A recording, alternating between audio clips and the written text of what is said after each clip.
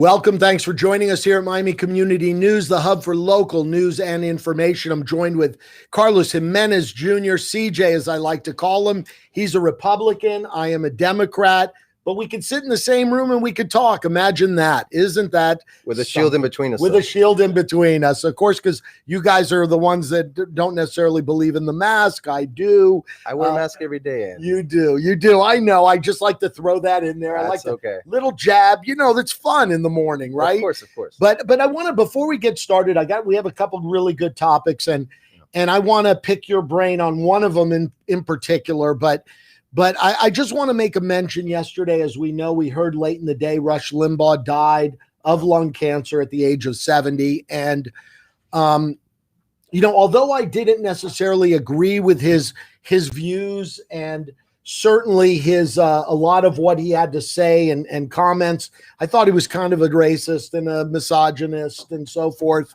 But I acknowledge that he really changed the dynamics of talk radio in America. And when I was a manager at WIOD and WINZ, he was on our radio station. And actually, when at the time I was employed by Paxa Communications, we bought WIOD and Premier Radio at that time. We weren't affiliated because this was before we were Clear Channel. As you know, Clear Channel now iHeart owns Premier Radio Networks. Right. Rush was, we were Paxson at that time, and they really wanted to move to WIOD. So one of the caveats that I laid out there for them, Premier Radio at that time, was, well, if you want to move to the bigger stick, WIOD 610, you need Rush to come down here and meet our sponsors, which they obviously didn't want to do, but ultimately they did. And I was able to spend an hour limousine ride with Rush Limbaugh and pick his brain. And he was a nice guy. You know, he really was just a nice guy and very cordial. And I really learned the popularity and largesse of Rush during that luncheon. It was a mob scene, and these sponsors that came, it was a way for us to secure sponsorship during his show, right. And it's moved to WIOD. And the mob scene there and the line of people wanting to get their picture taken with Rush Limbaugh was much like, you'd expect for a president of the United States. It was crazy. Yeah, no, I remember, the first time I actually remember Rush wasn't on his radio show, it was on his TV show. Yeah. It was like a short-lived TV show. Yes. I forget which network it was on. And, it was kind of right in the middle of the Clinton era. So he took a couple of shots at President Clinton, actually several times throughout his career, right? Yeah, that's really what made his. What made him, right? Yeah. So, if you think about Rush Limbaugh, you look at the tie-in with Fox News, they kind of rose at the same time, Roger Ailes. In fact, if you haven't seen it yet, have you seen that show, The Loudest Voice? Oh, yeah. George Clooney. Not George Clooney. Russell Crowe. Russell Crowe, yeah. Playing Roger Ailes. That's just an amazing little series. Little scary, but too, yeah, it was pretty scary. Yeah. But at the end of the day, if it wasn't for, and we can get back to this later, if it wasn't for the fact that media was extremely biased back then, there wouldn't have been an opening for Fox News. All right. And Rush, the thing about Rush is, he was a firebrand, right? So I think we were talking about this before. While Stern was a cultural shock jock, Rush was a political shock jock. Yeah, and he was really the first guy that brought that type of talk radio to America. Without him, there's no Glenn Beck. I can run down the list. Right. But locally, being a local radio consumer back then, Rush, I listened to Rush, then I listened to Neil, then I listened to Hendry. It was all 610, talk. In the morning, I'd probably listen to either sports or Ron and Ron. So, Rush, you always had to take everything he said with a huge grain of salt. Right. I do agree with some of the comments that you made in terms of him saying things that went beyond the pale. But he had a lot of right things to say as well on governance and on the size of government and things of that sort. So, he's definitely going to be missed by many, many millions of people. Whether or not you liked him or not, you cannot deny the impact he had on talk radio and on political discourse, generally speaking. So, you know, and he did receive the Medal of Freedom, about a year before he passed away. Yeah, last year, but Donald Trump provided, honored him with the Medal of Freedom. I was a little skeptical about all of that when it occurred. I thought, but in hindsight, I mean, he was quite a voice for radio and did change the complexion of radio tremendously. And as you mentioned, much like Howard Stern did, you know, in a different way, obviously, right? But very much like that. And I think, you know, you look at those two, you could really see how they both in different ways really formed what today is talk radio in America. No, and then the question is too, look, when you're a show host, you kind of have your character, right? That you play. That's not really 100% you. It's got big components of you, but at the end of the day, you also have to create that character, that actor, you know, so you can be that interesting where people want to listen to you 3 hours a day.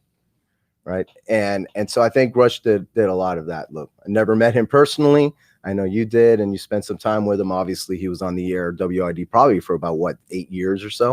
Well, I was there from 95 to 2000. He came on that air at IOD, I want to say around 98. So he was there a long time. I mean, you're talking about 3 years. Yeah, so that makes sense then why I saw him on TV before I was able to listen to him on radio. So he wasn't on radio in the market before WIOD, was he? He was on WINZ for a couple of years. Okay. Right. Actually, I believe if my memory serves me correct, he started in Miami on WQAM actually first, and then moved over to INZ because they had changed the format to sports, and it obviously didn't make sense. But, you know, may he rest in peace again, although I'm not a big fan, was never a big fan of Rush Limbaugh. You want a ditto head? No, hardly. But may he rest in peace. And I know I'm going to be not resting very much in a second because at the corner of my eye, I see Denise came in with our cafecito. Combine that with my regular coffee, and I'm going to be bouncing off the wall in a second here.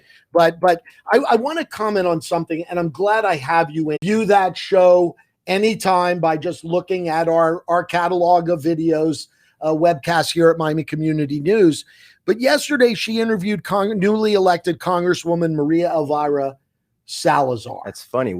Tanya and I were walking and knocking with my mom yesterday because Tanya's running for Coral Gables Commission. Of course. And guess whose house we knocked on?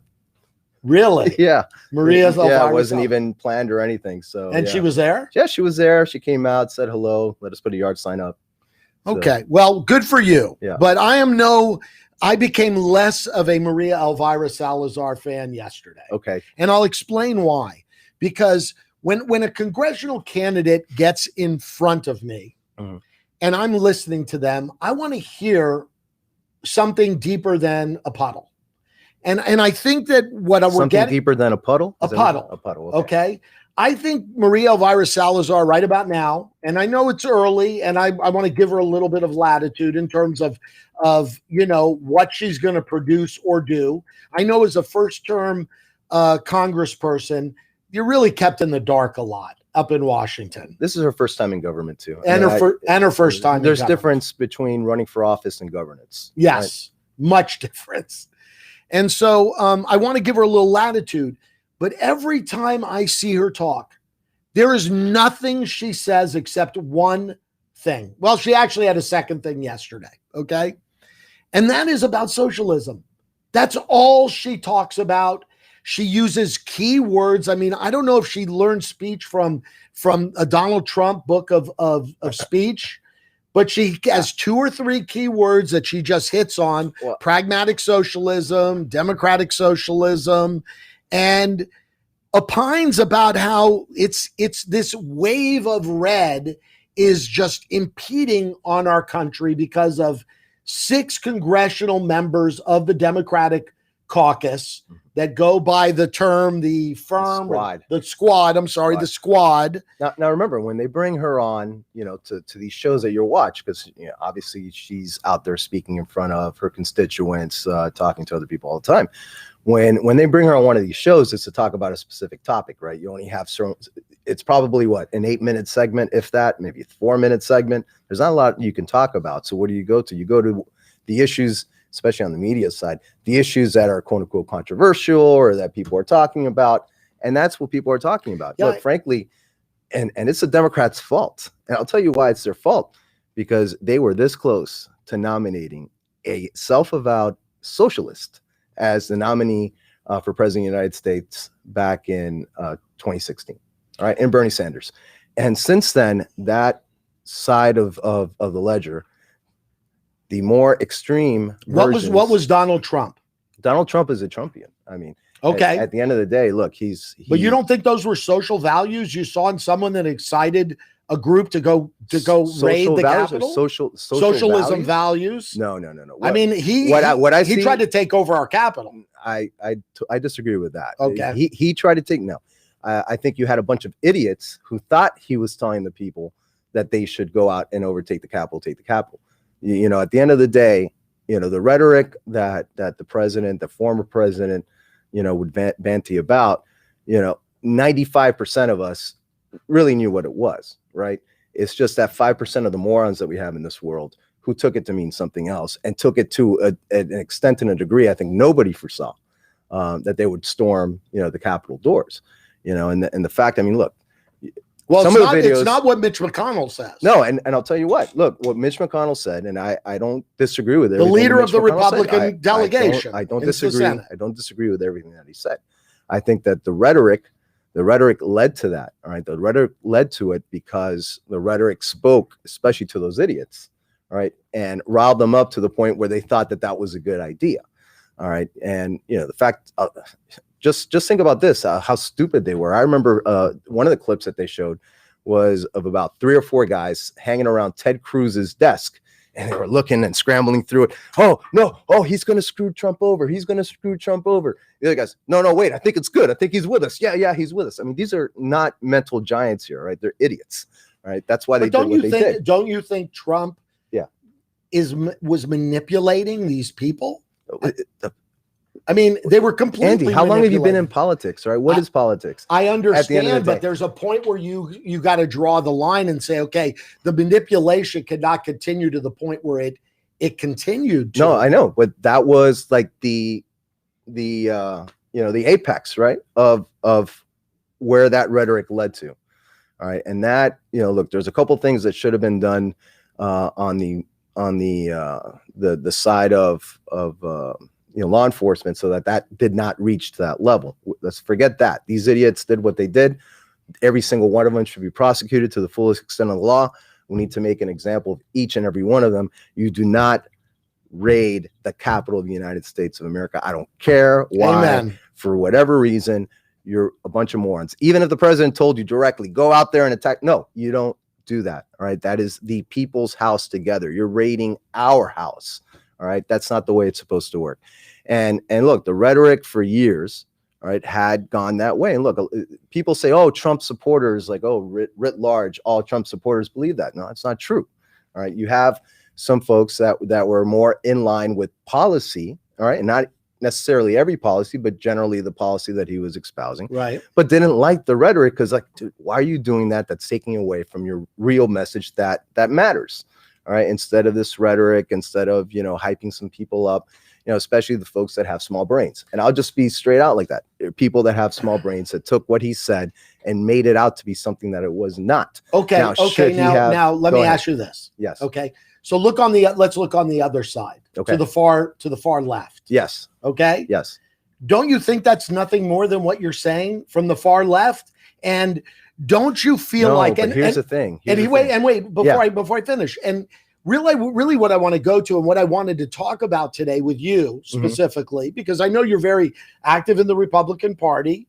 You're a staunch Republican, right? I am. So I really am trying to understand, you know, I hear this rhetoric from that side of the aisle saying, well, what's the future of the Democratic Party? But I'm wondering, what's the future of the Republican Party? And isn't the sort of the rhetoric that I'm starting to see, which your father's part of, only creating more of a division?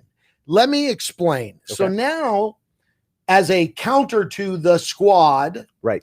there is what are they calling themselves? The Freedom Force. They were named the Freedom Name Force. the Freedom Force. But they're embracing that. Sure, why not? And Maria Elvira Salazar is the key to embracing it because she's a publicity hog, apparently. So I want to she's a public servant. Okay. But I wanna take a listen to a piece on Fox News, if we can see it, and then we'll comment on it. Sure. Okay, let's go. Cancel our founding fathers, those who want to indoctrinate our children and strip our freedoms and liberties. I think what our message to the American people and to those who are attempting to do this is that this is a very slippery slope. It starts with this, the government gets more and more control, and eventually we are in a socialist society, and that is what our families have fled, and we know and want to share that with people, because I don't know that everyone sees what is happening right before our eyes. Little by little, our liberties are being taken away, as government grows and grows, and these individuals must be stopped. And we're going to be out there with that message and pushing back as well on the House floor. Congressman Salazar, 10 years ago, maybe even 5 years ago, certainly Democrats, maybe even some of those in the middle would wave their hands at Republicans claiming threats of socialism. In other words, they would say, oh, that's hyperbole. But, this isn't just theoretical, as Congressman Maletakas pointed out, for you and others. Your families have experienced socialism firsthand. Can you stop that just for a second? And its cost as well. First off, what is, and that's Representative Nicole Maliotakis from Staten Island, New York. Correct. She's half Greek, half Cuban. I have no idea what she's talking about. Well, I think. First off, wait, let me just say, and then I want to get your opinion because I'm curious. Go for it. She's talking about defunding the police. I don't see the current administration talking about that at all. She's talking about they get into. Wait. So you're saying the rank and file Democrats are not talking about defunding police? Absolutely. They're not the ones that started the whole entire concept of defunding. No, I think the there's a small group. I think there's a small group of people within the party. There's 435 members of the U.S. House of Representatives. Yeah, there's 6 that may be in the Squad, but that doesn't mean there's only 6 that fall in line with their mentality, and maybe they don't agree with 1 or 2 or 3 of the components of the major components of the Squad. But if you look at what the Squad is trying to do, they're trying to extend the reach of government into everybody's lives and everything, whether it's the Green Deal or if it's, free college, which nothing in the world is free. Whenever they put that word free in front of anything, you have to replace it for taxpayer funded, because that's what really that means. So then what happens? Let's talk about the Green New Deal. Let's go ahead and let's impose our will upon, free market in the United States and capitalism in the United States. Let's impose our will. That's really going to make a lot of sense. What's a better way of going about it? You know what? And green technology is great. I think we should focus more on green technology. I think we should incentivize it. That's how you do it. You create incentives so that public industry goes out there and do what they do best. Innovate, create, bring to market. And that's how you do it. You don't do it by imposing your will, saying we have to be carbon neutral by 2030. And then you're going to pay a huge sum of carbon tax, while China, while India, while a bunch of other countries in the world don't really care, aren't subject to the same requirements under the Paris Accords that now we've been thrust back into. I mean, it just doesn't make any sense. Yeah, but then where does it start? I mean, do you acknowledge that global warming exists? Yeah. Do you acknowledge that sea level rise exists? Listen, the climate of this globe has changed with or without us on the planet. Okay, whether or not it's created by human causes, to me, is irrelevant.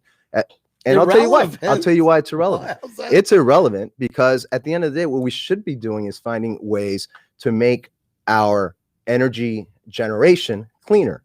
All right. It makes good economic sense and it makes good environmental sense.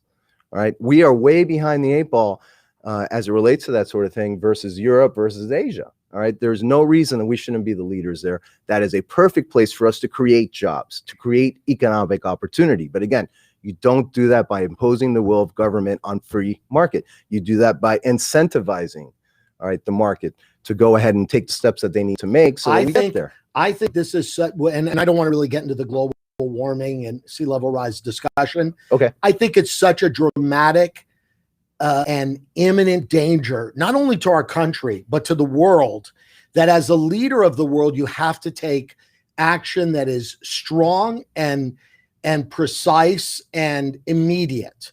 This is not a problem that can wait till the next president 4 years from now, as it did 4 years ago when Donald Trump was elected. He put it on the back burner. He took virtually zero action towards trying to curb the problems that we have in the world with sea level rise. And it got worse in 4 years. Noticeably worse by any scientist, any expert that you talk to. So you're saying that happened because Donald Trump was president? I say because he took the global climate. No, I'm saying that his inaction didn't help the situation. Okay, well, what I'm saying is the action that should be taken instead of the actions that are being thrust upon us by the squad types is to create more incentives. And I have no problem with that. Let's create incentives for industry to create jobs in green technology. All right, in the United States, and those are high-paying jobs, by the way. When you're talking about the minimum wage and whatnot, those are high-paying jobs. We should be focused on expanding that industry through incentivizing. And I don't disagree with most of what you're saying, Carlos. Okay. But here's the thing, and it gets back to this whole squad of not only the squad, the socialist squad, which they're self-described socialists, but the Freedom Force. But let's establish that they're self-described socialists. No, I don't think. No. I don't think it's a yes or no question. No, they're not. I don't believe they're self-described. I don't think they call themselves. Yeah, they call themselves democratic socialists. Yes, because they believe in social programs that for the people in the country that need those types of programs that have been put on the back burner. Social programs in order to create a safety net is one thing, but if you want your entire secondary school and college experience to be government run, I'm sorry, that goes well beyond that. That is way too big government. It creates inefficiencies. We're not going to have the same type of level of education in this country that we've had if you decide to go down that route. I disagree with you. I completely disagree with that. But here's the thing. If the Freedom Force, is going to be talking about specific things. Now, here's what I like about the squad is they're specific to what they want. The Freedom Force, all I'm hearing is generalities and negative, negative viewpoints on the other side. I don't hear anything actionable. I hear them talking about election fraud. In some of these stories, I've seen them talk about stacking the courts and election fraud. And I'm wondering, are some of these people, have they been living in a bubble for 4 years? Let's talk about stacking the courts, because there has been, in fact, I think the latest now is that they're going to have these, study groups to go in there and decide, or committees, whether or not they should increase the size of the Supreme Court. That is extremely dangerous, and we have to cut against that, because if you take it to its logical extension, eventually in like 15 years, we'll have 97 Supreme Court justices. So you don't agree? So you don't agree that the far right had an assault on America in the past 4 years? You don't see that. You only see this far left, 6 members of 435 what have in I always Congress. said, Andy? I've always said the extremes are the problem. The folks in the Freedom Force, none of those folks are extreme. I think Maria Elvira Salazar is extreme. I have to disagree with you there. All right. She has a specific focus because of her life experience, all right, as a journalist, covering all these issues, all right, with whether it be Nicaragua, whether it be Cuba, whether it be Venezuela, etc. That's where her life experience comes from. Okay, it's not on the governance side, on the delivery of services side, all right. It's on the ideology side, and I agree with her 100% on this. At the end of the day, we cannot, go down that slippery slope, all right, towards more government control over our lives. All right, Emerson said it. That government is best which governs least. I 100% agree with that comment. That's been a guiding principle of my life as it relates to my philosophy on government. Say that again. That government is best which governs least. Okay, stay out of our way. That's easy for you to say, and don't take this the wrong way. Go ahead.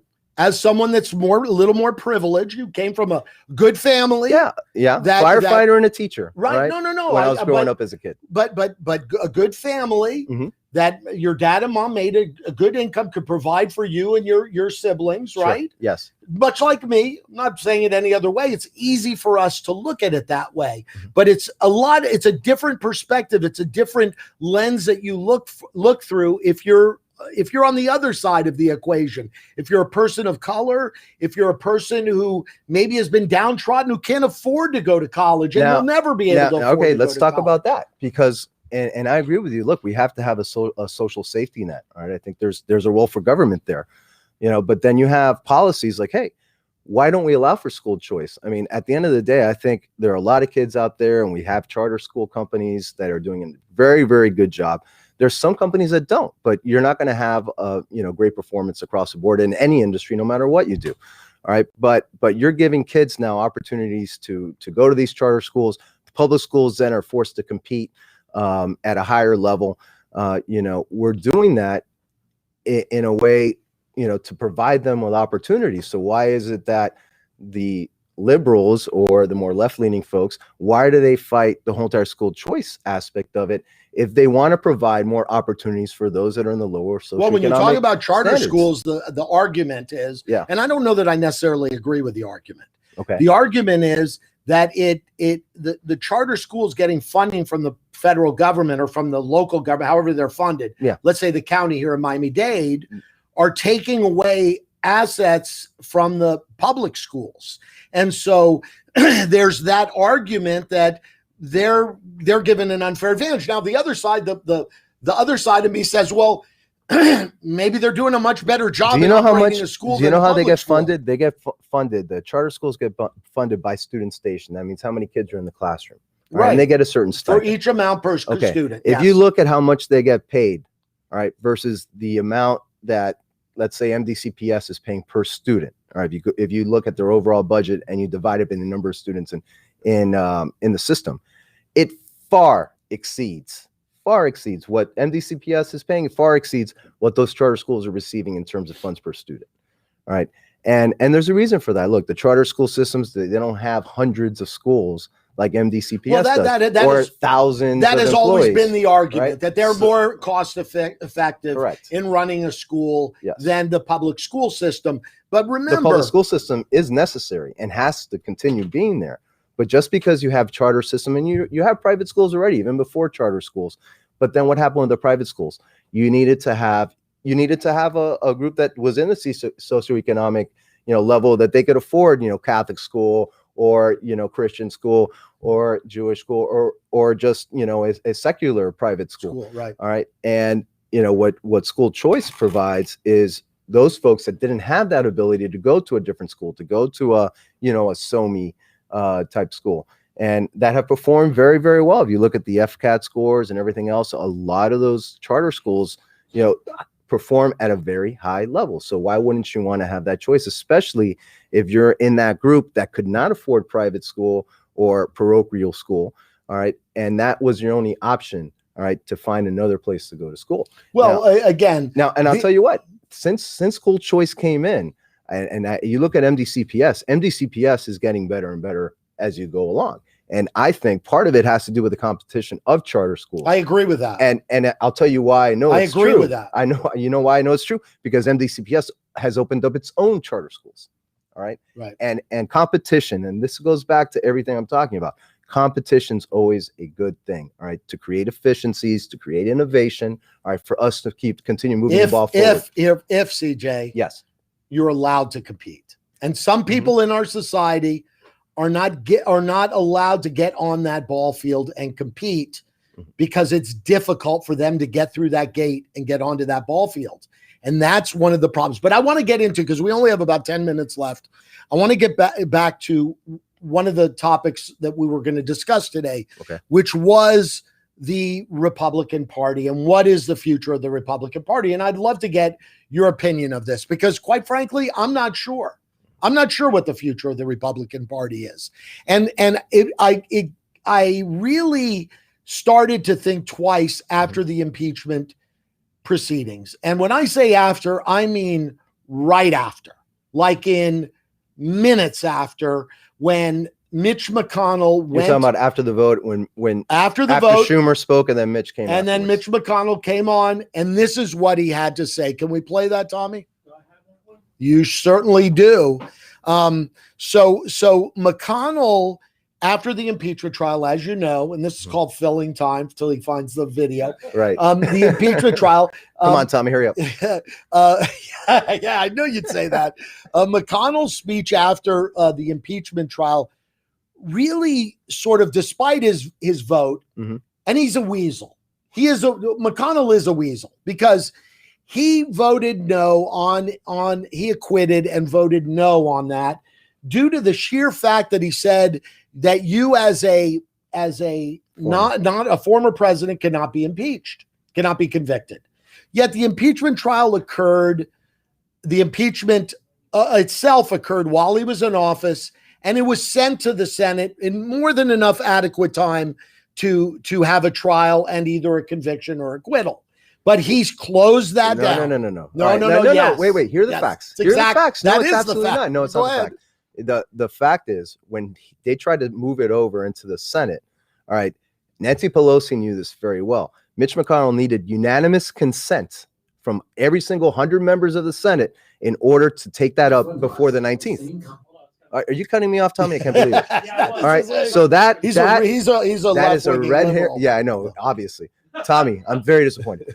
So, at the end of the day, that was Nancy Pelosi was playing games with that. All right. She was playing games. She knew exactly what was going to happen. Are you kidding me? Do you think not one senator would have come in and contested that? You needed unanimous consent to get that trial started before the inauguration, and there's no way it would have been done by the inauguration. It absolutely would have, but that's incorrect. So, but go back to his comment that he made after the vote. So let's go. You got it going on Tommy here, Liz. It's like, should we do like smoke signals or something? Yes. We look, there's speaking of MDCPS. Oh, look, here we go. We got MDPCS right here. So, but okay, let's. And the idea that he said all of these things about what Trump did, he called it foreseeable, that the events of January 6th were a natural outgrowth of Trump's lies. And yet the reality is, if you were alive for the last 2 months, Mitch McConnell said almost nothing about these lies. For a month after the election, after it was clear that Joe Biden won the election, Mitch McConnell refused to acknowledge that Joe Biden was the president-elect. He said nothing after that about the web of lies that was being spun, not just by Trump, but by members.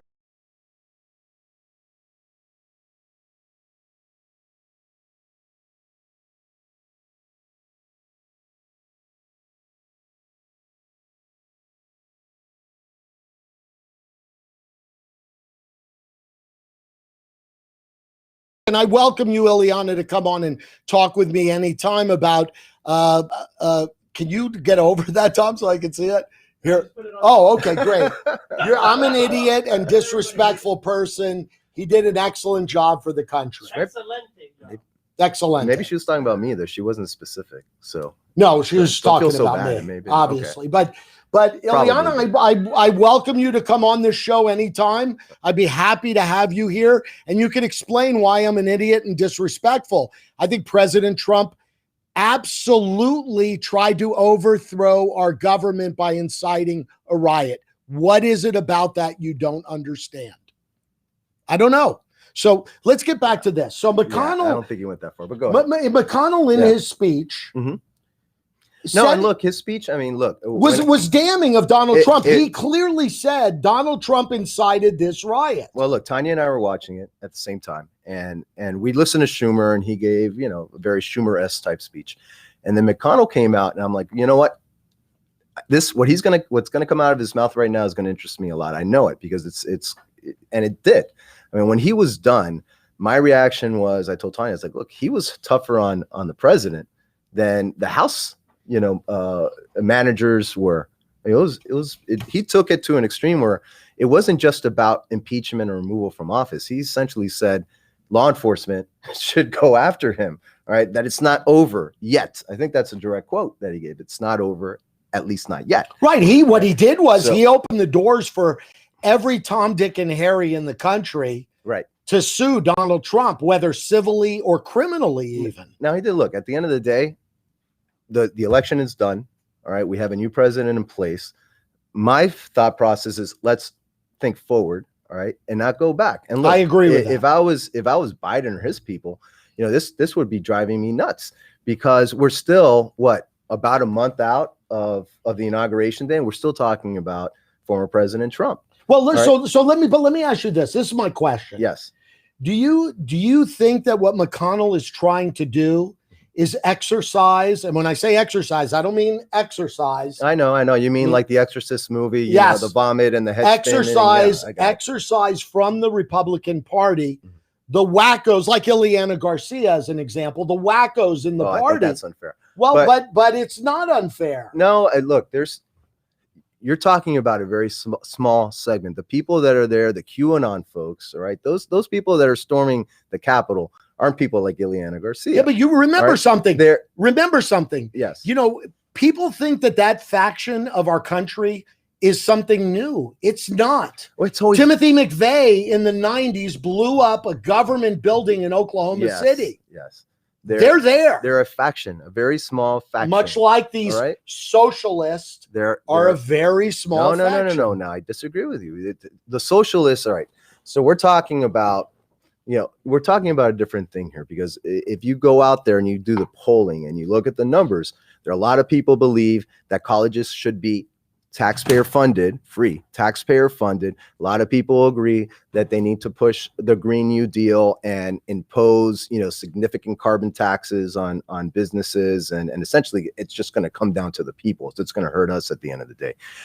Those are our world. Those are our ideas and concepts that are widely accepted amongst the left-leaning people. All right. The QAnon conspiracy theories, the laser beams coming from space, that stuff, that is extreme fringe type thought. All right. And the people who were there at the Capitol are extreme fringe. They're idiots, whether they believe in those conspiracy theories or if they are racist and, sexist or any ists. They are in that little category of just crackpots. Okay. And we need to separate those from the rest of the Trump supporters. Trump supporters, by and large, are fear-loving American people. But here's what scares me. Yeah. Is that it looked like there was a lot of them, breaking windows and busting down doors in the U.S. Capitol. Looked like there was a lot of them there. A lot. A fact. Yeah. Well, we have a country of 300 million people. I understand. And you had what? How many people were there? Maybe 250 that I actually broke into the understand that. Capitol, which is bad. One is bad enough. I also am very taken aback, as Jamie Raskin said in his closing argument during the impeachment, that these crackpots that were there have families back at home that were, thinking that their fathers were not coming back from this revolution going on in Washington, D.C. Okay. So are those mental giants in your opinion? No, I don't. I'm not saying they are. I'm not, CJ, I'm not saying they are. And I'm not saying it's reflective of the whole Republican Party. But what I see McConnell doing there is trying to, again, using that word, exercise that faction of people away from the Republican Party. And subsequently, you have Donald Trump, who seems to be willing to take down the Republican Party right now. He seems, that's the rhetoric I seem to be seeing from Donald Trump is, I'm going to bring down the whole party. I don't know where I've only heard maybe 2 or 3 sentences from the former president since he's left office. And they haven't been good. He talked about, being, acquitted by the Senate. And I haven't heard anything else unless you heard something that I did. Oh, he went on a tirade about McConnell and really? I didn't hear about that. And he went on a tirade about McConnell and the future of the Republican Party. So listen, I'm one of the people that think that we need I agree with what Nancy, and I don't agree with everything Nancy Pelosi says, but I agree with this.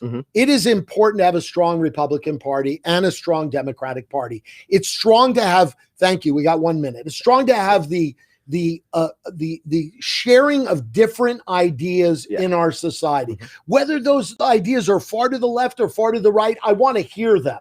but Agreed. I want to hear them in a way that's not adversarial, that's not from the left and from the right. And I think that the Freedom Force is not going to nurture that. It's going to make that divide greater. You know, I voted for Carlos Giminez for U.S. Congress. Mm-hmm. I'm a Democrat. I voted for Carlos. The reason I voted for your father for U.S. Congress, because I saw him as a guy that doesn't really want to play party politics. But now I see him sort of playing. Well, this is now that allowing him getting into that party politics discussion. discussion. Not party politics. And look, I'm just talking for myself. It's not party politics, and I'll tell you why. And I'll let you close with this. No, because we're at the end of the day, what we're talking about is exactly what you said, are the extremes. All right. He's pointing out the dangers of the extreme wing of the Democratic Party, which I think he has absolutely every right to do. And I think we need to do that. All right. Because it does create a slippery slope where you have too much government control over people's lives. All right. Now, that doesn't mean he can't work. Did he vote to censure Marjorie Taylor Greene? Yeah, he took her out of he took her out. Okay. All right. Because she's talking about laser beams coming from space. You know, yes. Come on. It's ridiculous. But there was only 10 Republicans that did that. In 11, including him. Oh, 11, I'm sorry. Right. And that's true. All right. But then, you know, no Democrats. I didn't see Democrats going after Iman, after her anti-Semitic comments and things like that. Look, we can go back and forth on those things. All right. But at the end of the day, when you look at it, there are things that they can work together with the Democratic Party sides. COVID relief, that's something we were going to talk about, but we ran out of time. How about next week? But yeah, we can talk about COVID. Because that's a very important topic. All right. Very important. And we have a finite amount of funds. We have to make sure that those funds are targeted to address actual COVID relief and not go into things that are superfluous. We'll talk about that more. We'll talk about that next week. Thank you so much for joining. Ileana, you know, I welcome you. Come anytime. You can call me. 305-962-2864 is my cell phone number. Call me. Would welcome you to come on this show and discuss with me why I'm an idiot and why I'm disrespectful. CJ Giminez, thank you so much for joining me today. A Republican, a Democrat, we agree on most things. Yeah, actually. we do. Yeah, it's kind of scary. Yeah. I'm starting to question. Well, look, I think if we all sat down and took away kind of the passion craziness, then I think we can come to the table and come up with some good ideas how to move this country forward. I agree. Thanks so much for joining us here at the hub of local news and information, Miami Community News. We'll see you soon right here on the Andy Korge Show. Have a great day.